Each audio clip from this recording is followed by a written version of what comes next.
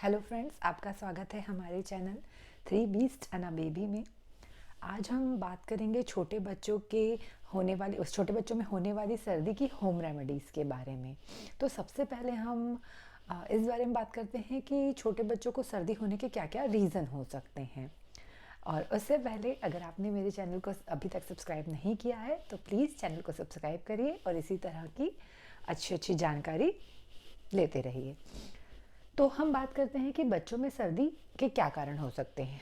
एक तो बच्चों में सर्दी का कारण हो सकता है मौसम का बदलना। जब सडन चेंज होते हैं मौसम में, जैसे अचानक से गर्मी या अचानक से सर्दी पड़ना, या गर्मी से सर्दी का मौसम आना, या सर्दी से गर्मी का मौसम आना, जब मौसम में चेंज होता है तो बच्चों को सर्दी हो सकती है। यूजुअली जो सर्दी का मौसम होता है तभी भी बच्चों को ठंड की वजह से सर्दी हो सकती है। और तीसरा रीज़न होता है बच्चों को माँ से भी सर्दी हो सकती है। अगर बच्चे माँ का दूध पीते हैं और माँ को सर्दी है तो बच्चों को भी सर्दी हो सकती है, क्योंकि सर्दी एक कंटेजियस डिसीज़ है जो फैलती है, तो वो माँ से बच्चों को फैल सकती है। तो हम इसकी होम रेमेडीज़ के बारे में बात करेंगे कि क्या क्या होम रेमेडीज़ हम कर सकते हैं जिससे बच्चों को या तो सर्दी ना हो, और अगर सर्दी हो गई है तो वो जल्दी से ख़त्म हो जाए। तो चलिए देखते हैं पहली होम रेमेडी क्या है। हमने सरसों का तेल लिया है जिसमें हमने मेथी और अजवाइन डाली है। इसमें हम अब लहसुन डालेंगे। आप चाहें तो लहसुन के छिलके निकाल भी सकते हैं या ऐसे ही रख सकते हैं, क्योंकि इन्हें तो हमें छानना है। और इसको अच्छे से उबाल लेंगे, और जब ये अच्छे से उबल जाएगा तो इसकी मसाज करेंगे बच्चे की पूरी बॉडी पे। देखिए तेल एकदम अच्छे से उबल गया है।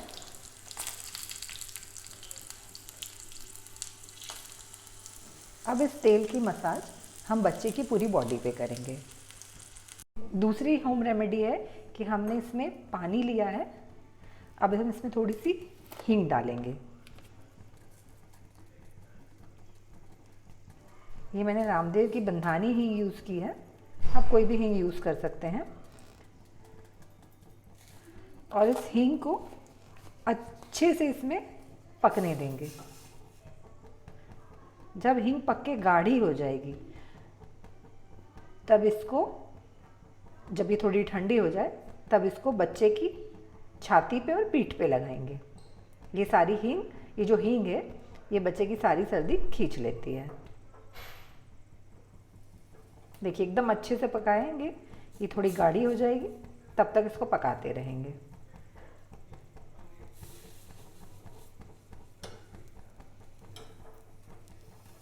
अब चलिए दिखाती हूँ मैं आपको कि इसे बच्चे पे कैसे लगाएंगे।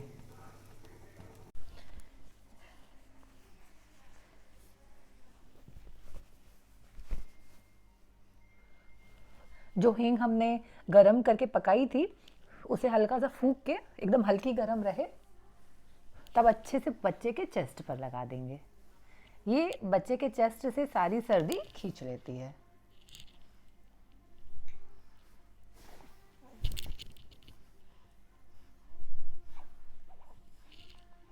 थोड़ा सा इसकी नाभि के आसपास भी लगा देंगे। नाभि के अंदर नहीं लगाना है, सिर्फ नाभि के आसपास लगाना है। और सेम चीज़ हम करेंगे, हम इसे बच्चे के पीठ पे भी लगाएंगे।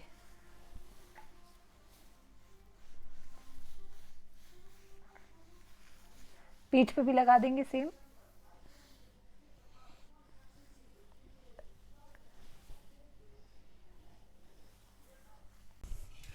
अगली रेमेडी जो है उसके लिए हम तवा गरम करेंगे और उस पर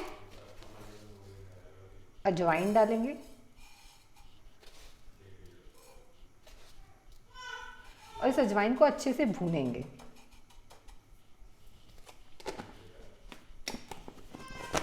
जब तक अजवाइन भून रही है मैं थोड़ा सा लहसुन छील लेती हूँ।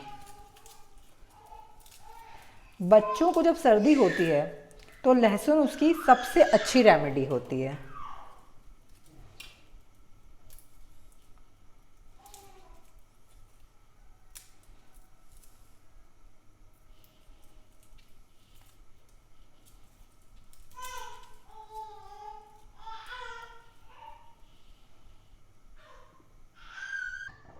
ये हमारी अजवाइन पूरी तरह भुना चुकी है।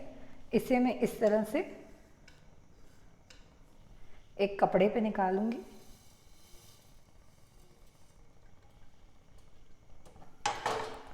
अब इसमें इसको अच्छे से बीच में कर लेंगे। इसमें मैं थोड़ी सी हींग डालूंगी।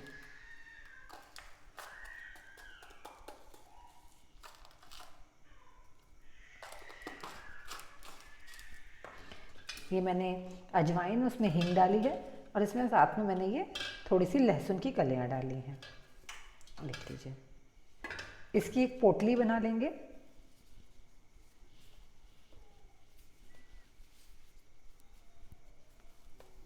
इस तरीके से रबर बैंड लगा के अब ये पोटली हम बच्चे को सूंघाते रहेंगे। इससे बहुत जल्दी और बहुत आसानी से रिलीफ मिलता है सर्दी खांसी में।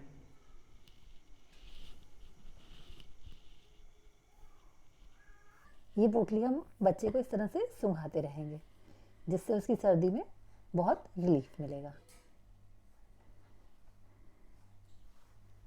या तो फिर हम एक काम और कर सकते हैं कि इस पोटली को हम बच्चे के बेड में उसके सिरहाने की तरफ रख सकते हैं, जिससे जब बच्चा यहाँ पे सोएगा तो उसको उसकी खुशबू आती रहेगी।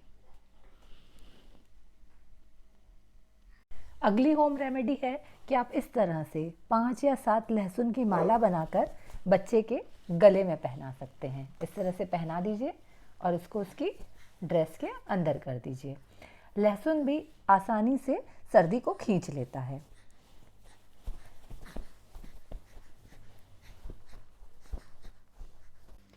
इन सब होम रेमेडीज़ के अलावा आप बच्चे को धुनी दे सकते हैं। धुनी देना भी बच्चे में सर्दी खांसी को ख़त्म करने या बच्चे में सर्दी खांसी ना हो, इसका एक प्रिवेंटिव रेमेडी है। और बच्चे को धुनी कैसे दी जाए ये आप मेरे प्रीवियस वीडियो में देख सकते हैं। इसके अलावा कुछ और आसान तरीके भी हैं जिसे अपनाकर आप बच्चे में सर्दी की प्रॉब्लम को कम कर सकते हैं या जल्दी ख़त्म कर सकते हैं। जैसे कि अगर बच्चे को सर्दी है तो उसका जो सिरहाना है, मतलब उसका जो सिर का हिस्सा है, वो थोड़ा सा ऊंचा रखें। ऐसे में क्या होगा कि बच्चे को रात में सांस लेने में आसानी रहेगी। और इसके अलावा एक और चीज़ है, मेरी मम्मी कहती हैं कि अगर आप हेयर वॉश करें तो कभी भी बच्चे को गीले बालों में फीड नहीं कराना चाहिए।